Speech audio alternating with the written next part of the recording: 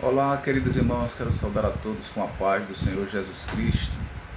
Amados, hoje eu quero transmitir para vocês algo muito importante para mim e será importante também para algumas pessoas. Mas eu quero ler aqui um texto bíblico, antes de tudo, que está em Tiago capítulo 5, versículo 12, onde a palavra de Deus nos diz o seguinte: mas, sobretudo, meus irmãos, não jureis nem pelo céu, nem pela terra, nem façais quaisquer outro juramento, mas que a vossa palavra seja sim, sim, e não, não, para que não caiais em condenação. Isto é a palavra de Deus, a Bíblia Sagrada.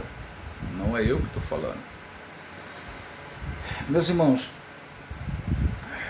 eu já paguei preço muito alto por causa disso, pela palavra que eu dei. Deus tem me dado essa convicção de que quando o homem dá uma palavra, quando ele diz uma coisa, ele tem que cumprir com o que falou, mesmo que isso represente uma perda imediata, um prejuízo imediato. Eu já passei por isso, já tive perdas, prejuízos por ter dado a minha palavra e ter que cumprir o que falei. Mas depois eu fiquei com a consciência tranquila porque cumpri aquilo que falei. Hoje eu quero contar para você de como se deu o meu afastamento do Ministério Assembleiano. Eu gravei um vídeo mostrando a causa. Hoje eu quero mostrar como isso aconteceu, para que todos saibam, né? Aí alguém pode perguntar, mas Ataíde, por que você vai gravar isso? Por que você vai falar isso? É por causa de conversas, de mentiras, as chamadas fake news nos dias de hoje, né, que se espalham. E aí chega um momento que você tem que esclarecer a verdade para que as pessoas saibam exatamente o que aconteceu.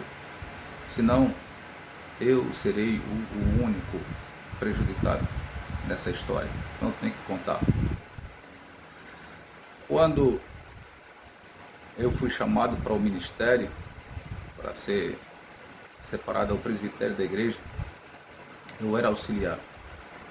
E aí foi um consenso entre todos no ministério na época que eu devia ser separado diretamente ao presbitério, não era necessário mais passar pelo diaconato, pelo fato de que eu já tinha cumprido essa missão, mesmo como auxiliar, porque eu já dirigia a congregação, já fazia trabalho mesmo de presbítero na época, né? Já tinha me envolvido muito na obra, porque eu comecei muito cedo, assim como eu já falei no vídeo passado, eu comecei com uns 15 anos de idade trabalhando na obra. Não vou contar o que eu fiz aqui, porque isso vai ferir os meus princípios. O princípio da descrição, da descrição, que tanto eu falo, e não vou aqui enumerar coisas que eu fiz aqui, porque isso aí, a recompensa vem de Deus e eu creio nisso. Não vou estar aqui enumerando o que eu fiz, nada, não, de jeito nenhum. Então eu fui separado diretamente ao presbitério. Não cheguei a esse ponto por bajulação, que eu nunca gostei disso, nunca fiz isso para chegar a nada. Onde eu cheguei, tanto na vida secular quanto na vida espiritual, na igreja, no ministério, cheguei por mérito, cheguei porque Deus quis que eu fosse aquilo ali. Já havia uma promessa, já havia profecias, alguém já tinha me dito isso, já tinha me chamado, já tinha me comunicado que isso ia aconteceu do jeitinho mesmo que Deus usou a pessoa na época para falar para mim essas coisas. Então eu fui por mérito, eu acredito por chamado de Deus, entendeu? Eu não tenho esse peso na consciência de que eu andei bajulando ou fazendo alguma coisa desse tipo para que chegasse àquele ponto. Quando eu fui convidado para o ministério, uma das coisas que eu conversei na época, eu chamei o pastor, quero dizer aos irmãos que eu não vou citar nomes de ninguém aqui, porque eu não tenho intenção de prejudicar ninguém individualmente, nem de jeito nenhum. A minha briga é com o sistema, é com as regras que existem no sistema religioso. Então, de dentro eu não pude combater porque logo não aceitaram. Então eu vou combater de fora essas coisas. Eu espero que surta efeito, que essas coisas mais tarde melhorem e que as pessoas venham a reconhecer o tamanho do erro que cometeram. Então, eu fui chamado e aí eu comuniquei ao pastor da igreja na época, que é o representante maior do ministério da igreja, e disse para ele: pastor, eu tenho uma coisa que eu nunca cumpri na igreja, não gosto, já tive problema, aliás, eu tentei cumprir uma vez, tive um problema muito sério, não gosto dessa regra, e como eu vou ter esse vínculo maior com a igreja, com o ministério, eu vou ser obrigado a fazer isso? Ele respondeu com as seguintes palavras. Eu vou dizer as palavras exatamente da maneira como foi respondido na época. Porque pense no homem que não gosta de mentira, sou eu. Então não vai faltar uma vírgula e nem acrescentar. Ele me respondeu assim: fique tranquilo quanto a isso. E eu me lembro da frase que foi dita: eu confio nos meus obreiros e não ando procurando com a lanterna os meus obreiros. Bom, essa foi a resposta dada. Eu digo, então tá certo. Sendo assim, eu aceito tranquilamente. Se tivesse sido me dado uma resposta contrária, eu ia analisar para ver se realmente eu ia querer isso ou não, já que eu nunca gostei dessa regra e ela é antibíblica e eu vou provar que ela é antibíblica. E eu disse, não gosto, não vou praticar isso aí nunca. Ele disse, não tem problema. E aí passou-se bastante tempo e eu continuei desse jeito, com esse mesmo posicionamento. Aí você vai me perguntar, qual a regra da igreja que você não gosta, não quis cumprir?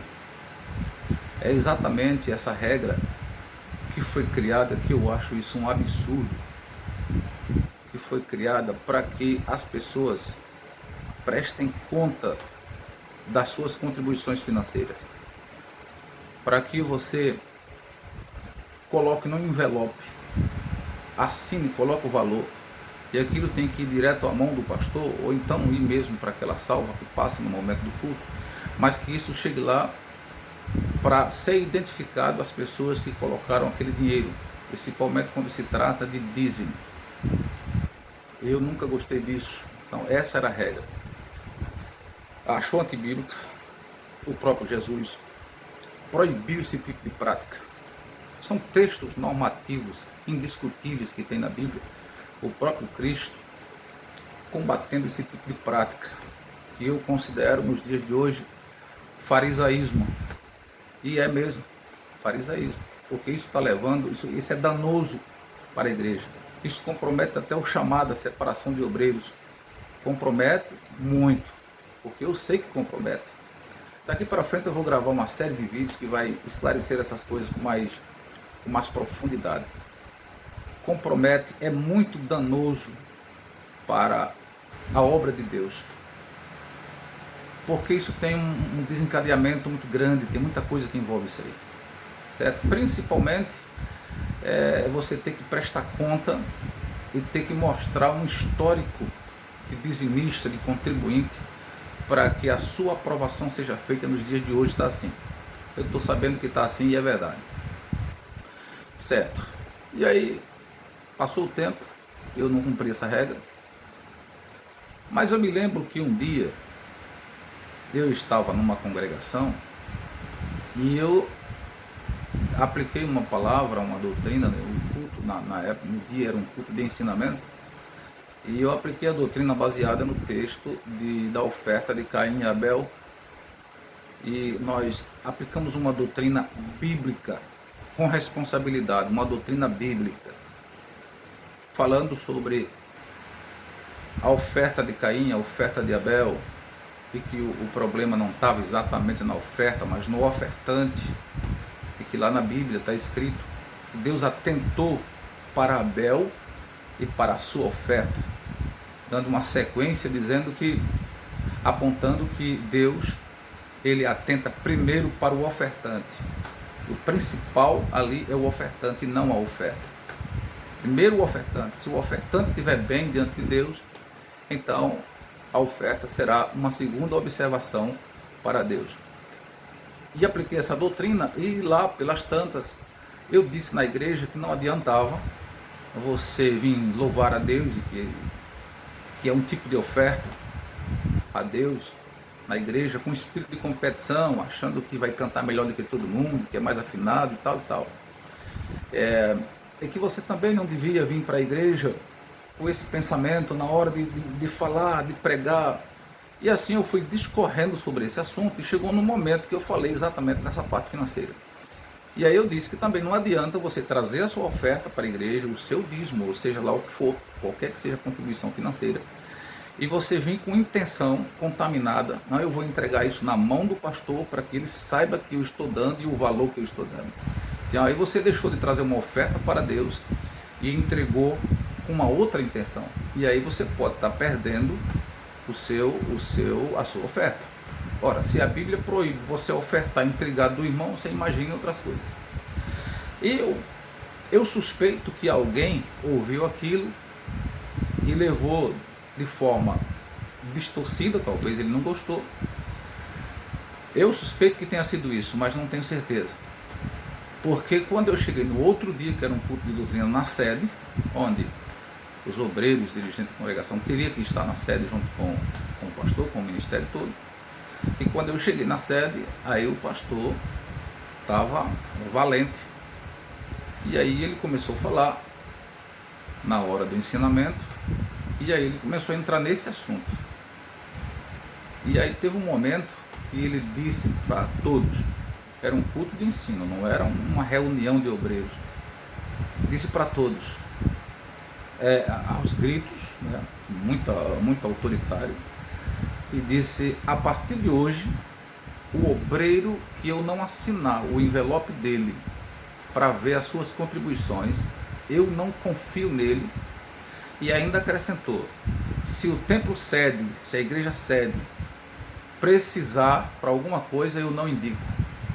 Essas foram as palavras que foram ditas em cima do altar. Depois se virou para nós e ainda perguntou amém, ainda quis que a gente dissesse amém. E aí eu vi cair por terra a palavra que foi dada. Por isso que eu li esse texto no início da Bíblia. Na Bíblia, né?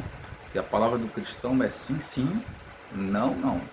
É sim, sim, não, não. A palavra do cristão, imagina a palavra de um pastor, do ministério, de um presbítero, de uma pessoa que tem uma posição de liderança na igreja.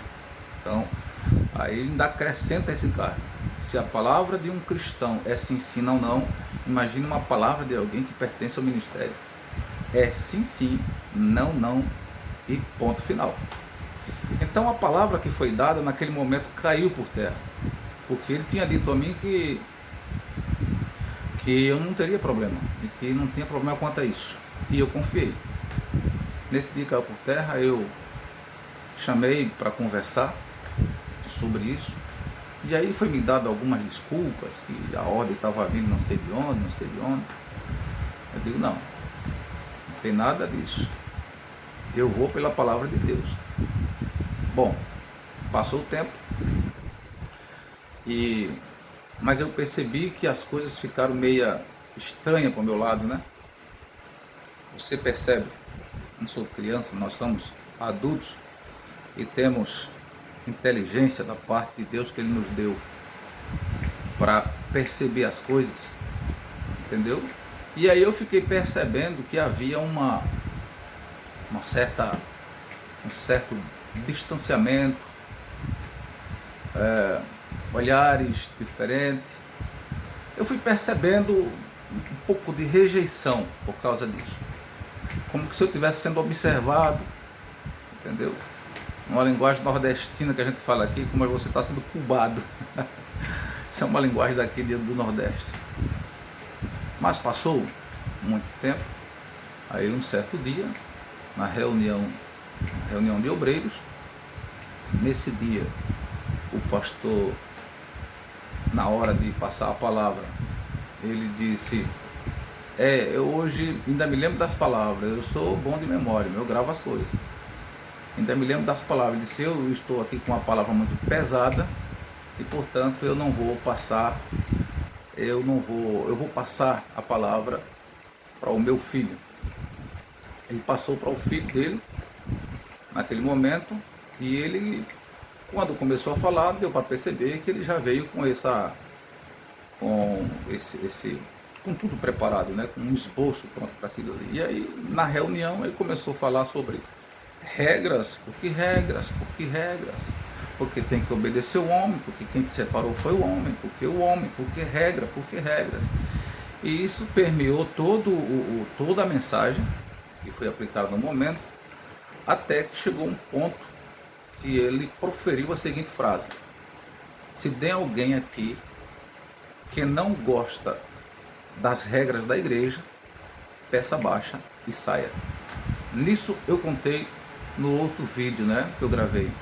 A partir desse momento, aí eu percebi exatamente que não tinha mais como eu permanecer ali naquele ministério. Por quê?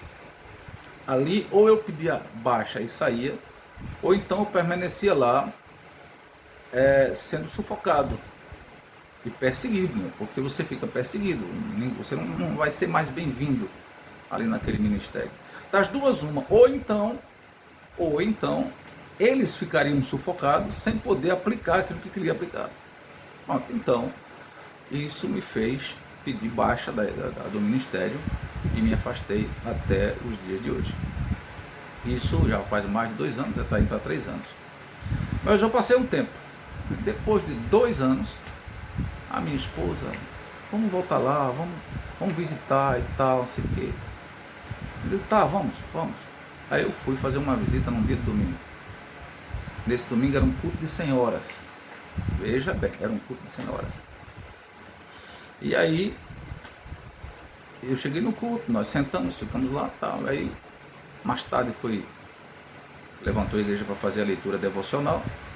E a leitura foi uma leitura direcionada exatamente àquele culto, à natureza do culto, que era um culto de senhoras. E aí falou sobre Débora e tal, aquela leitura que é adequada para aquele momento. Mas depois que o pastor acabou de ler a leitura, ele disse, agora eu peço que os irmãos fiquem em pé, porque eu vou ler aqui uma leitura, uma palavra que nunca mais eu li. E aí eu vi quando ele falou, porque tem gente miserável em nosso meio. E aí eu já fiquei assustado. Eu digo, não é possível, meu Deus, que esse pessoal guarda tanto rancor no coração, porque isso não é bíblico. Principalmente um obreiro, um homem de Deus, um pastor, ele não pode ter esse tipo de coisa. É o contrário, né? É o contrário, você tem que apaziguar, procurar a pessoa para ver se tenta apaziguar e diminuir aquela tensão, aquela coisa. Aí, Malaquias 3:10. Trazei todo o dízimo à casa do tesouro. Tem gente que parece que não lê a Bíblia. Aí eu olhei assim, meu Deus do céu. Malaquias 3:10. Nos dias de hoje, Malaquias 3:10. Qualquer pessoa que tiver um mínimo de conhecimento teológico, não precisa nem ser doutor não, sabe muito bem que Malaquias 3:10 não pode ser aplicado na igreja de hoje, na igreja de Cristo hoje, como doutrina sobre dízimo. O livro de Malaquias de muitas coisas tem coisa muito mais evidente. No Novo Testamento não está sendo praticado. Imagine as coisas do Antigo Testamento. E aí fez aquela leitura lá e eu percebi que aquilo dali era um desabafo, um protesto à minha presença lá. Aí eu desisti definitivamente. Eu ainda tinha tentado algumas vezes, mas depois eu desisti definitivamente. Eu digo, já vi que não dá certo não, porque eu fiquei sendo odiado. Então, meus irmãos, eu acho isso um absurdo mesmo, esse tipo de comportamento no ministério hoje, na igreja. Não é o sistema mesmo, não é um ou outro não, é o sistema. Então, a minha briga não é com A, não é com B, não é com nada, é o sistema que está errado.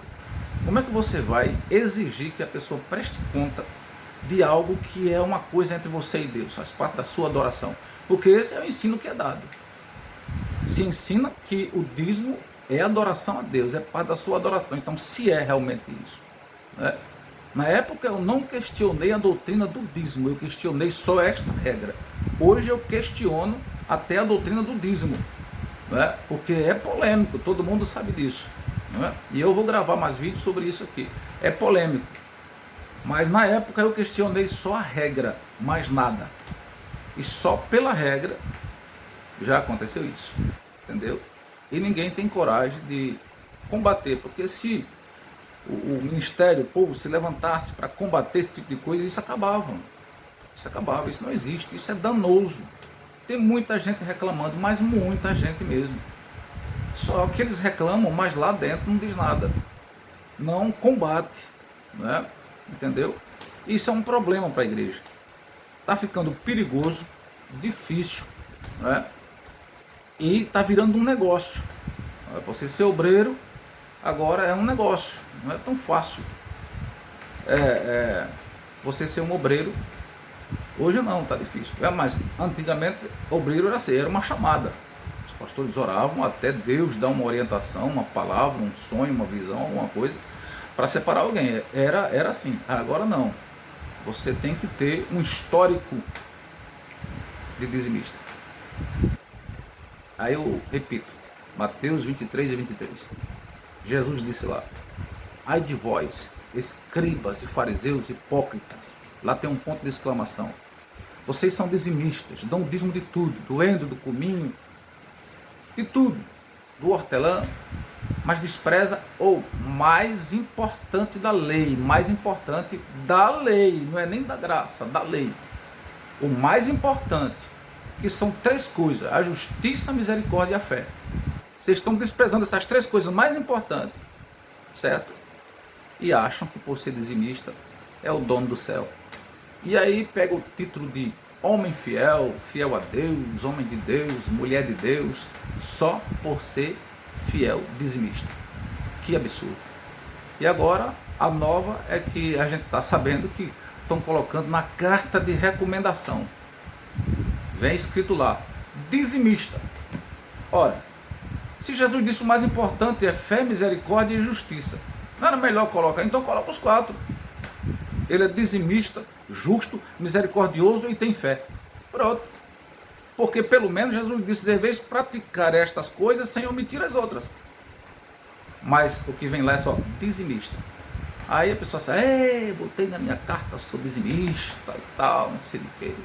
Na minha carta diz que eu sou dizimista. Meu Deus do céu, que falta de noção, né? Que coisa. Tem coisa muito mais importante na vida de uma pessoa do que isso.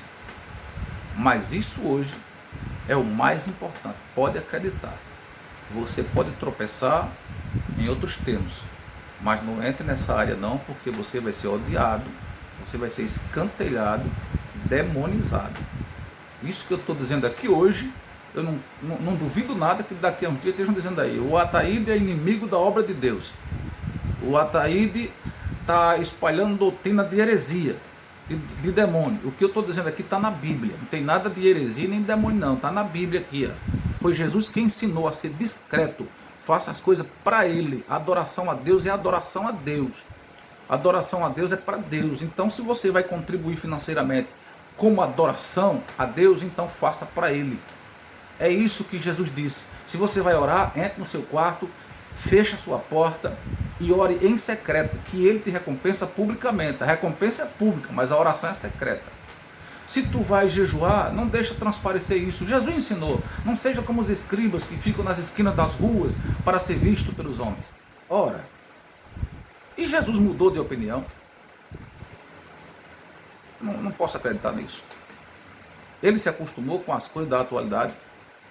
A palavra de Deus não tem mais vigência no tocante a isso. Reflita. Deus abençoe vocês em nome de Jesus.